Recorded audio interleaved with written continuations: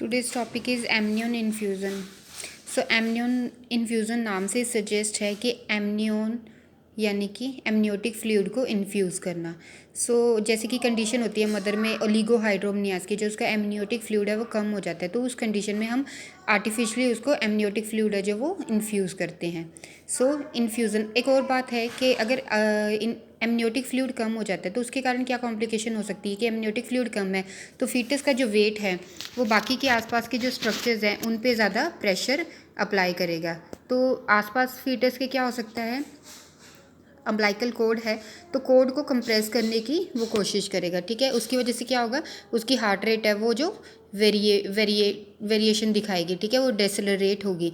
तो उस कंडीशन को हमने प्रिवेंट करने के लिए, उसको ट्रीट करने के लिए हम एमनियोटिक कैविटी में एमनियोटिक फ्लूइड को इन्फ्यूज़ करते हैं।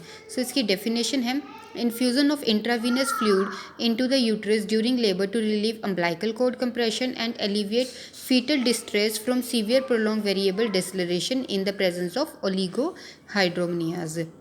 So this is the definition of amnion infusion. तो इसमें हम सॉल्यूशन कौन कौन सा दे सकते हैं, हम रिंगर लैक्टेट इन्फ्यूज़ कर सकते हैं और हम नॉर्मल सेलाइन भी इन्फ्यूज़ कर सकते हैं। इसके कारण जो कॉम्प्लिकेशन क्या हो सकती हैं, कॉम्प्लिकेशन ऑफ एमनियो इन्फ्यूज़न में इंक्लूड कोरियो एमनियोनाइटिस। कोरियोन और एमनियोन का इन्फेक्शन हो सकता है, अम्बिलिकल कोड जो है वो कंप्रेस हो सकती है, pre mature rupture of membrane जल्दी रप्चर हो सकती हैं क्योंकि हो सकता है कि मेम्ब्रेन जितना जो लोड है वो सहन ना कर पाएँ, ठीक है। तो बैग ऑफ जो मेम्ब्रेन है वो रप्चर हो सकता है और प्री टर्म लेबर भी स्टार्ट हो सकता है। कुछ केस हमें मिले हैं जिसमें एमनियोटिक फ्लूइड एम्बोलिज्म भी इसकी कॉम्प्लिकेशन रहा है, पर एमनियोटिक फ्लूइड एम्बोलिज्म का एमनियन इन्फ्यूज़न से क्या लिंक है ये अभी तक नहीं पता चला है। It is recommended that amnion infusion be performed at centre specialising in fetal medicine and with in the context of a multidisciplinary team.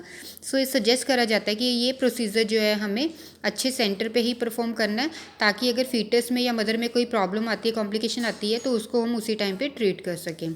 इसके बाद आता है नर्सिंग रिस्पॉन्सिबिलिटी क्या रहती है।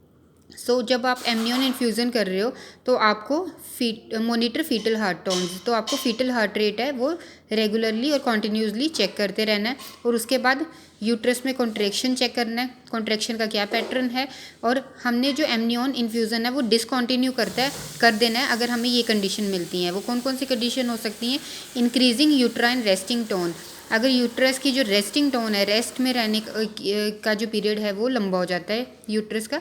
साइंस ऑफ फीटल कॉम्प्रोमाइज़, जो फीटस है, ठीक है, उसमें कॉम्प्रोमाइज़ के साइन एंड सिम्टम हमें दिखाई देने शुरू हो जाते हैं, लाइक उसकी हार्ट बीट है वो डिक्रीज़ होनी शुरू हो जाती है, ब्लीडिंग हो जाती है, और यूट्राइन टेंडरनेस, मदर में जो यूट्रस है उसका वो टेंडर हो जाता है, यानी कि उसको टच करने से उसको पेन होता है। This is all about amnion infusion.